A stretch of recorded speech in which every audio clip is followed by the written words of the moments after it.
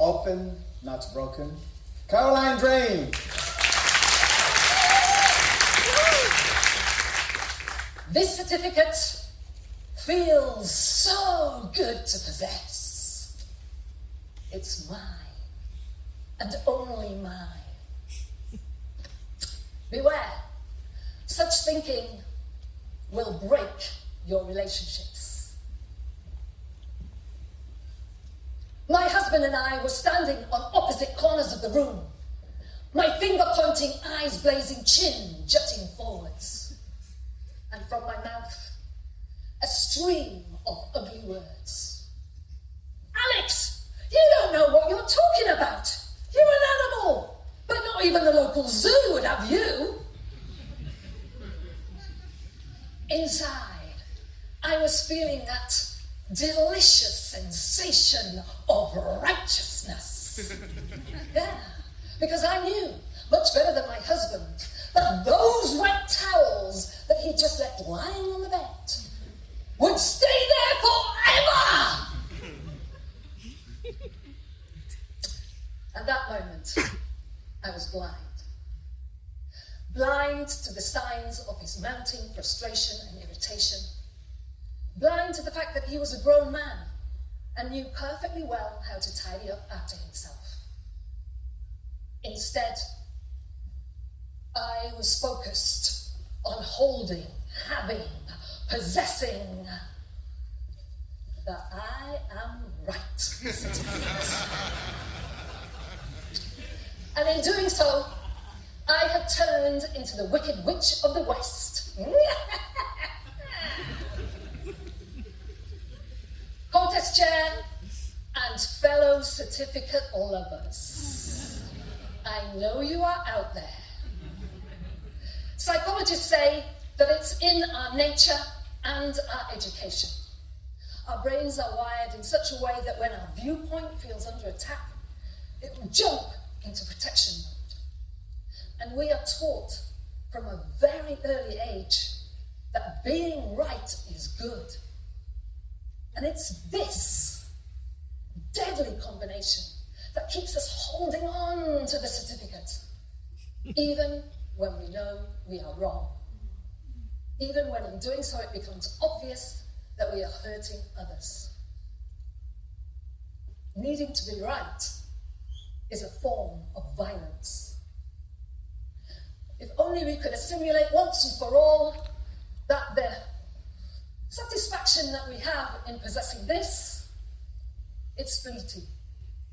But the hurt that we inflict on others is not. I learned this the hard way because my husband, Alex, he also wanted to possess this. And we would fight over who would get it. Now, these conflicts were always over the most ridiculous things like the wet towels or how to squeeze this toothpaste tube from the top or from the bottom.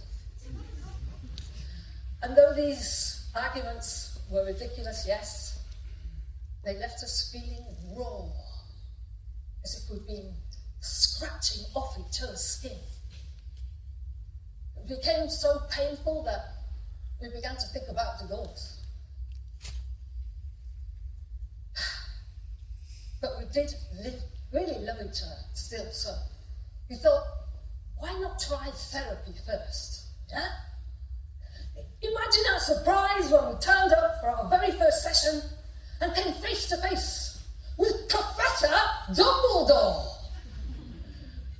Our therapist was silver-haired, bearded, and incredibly wise, annoyingly so.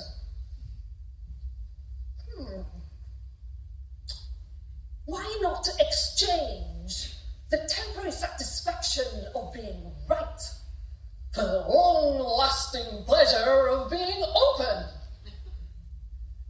Be curious, be kind, listen. He then suggested the following. That one day a week, Alex would have his day of being right the whole day. And the following week, I would have mine. Oh my goodness, that day was always amazing. His day, though, I found it really challenging at first. I grit my teeth. Yes, I agree. But over time, obviously it did become really easy, thanks to the will. He helped me see that, well, I could control my impulse to grab for that. And when I did, I could remain open and curious, and I could learn something new from Alex each time. And, if need be, I could communicate my truth in a much better way, a way that did not hurt him. For example, the other day he cooked some food and put it on the table. Eat up, darling. It's absolutely delicious. Well, I took one spoonful of that food. You know what, Alex? You and I, we have very different ideas of what delicious means.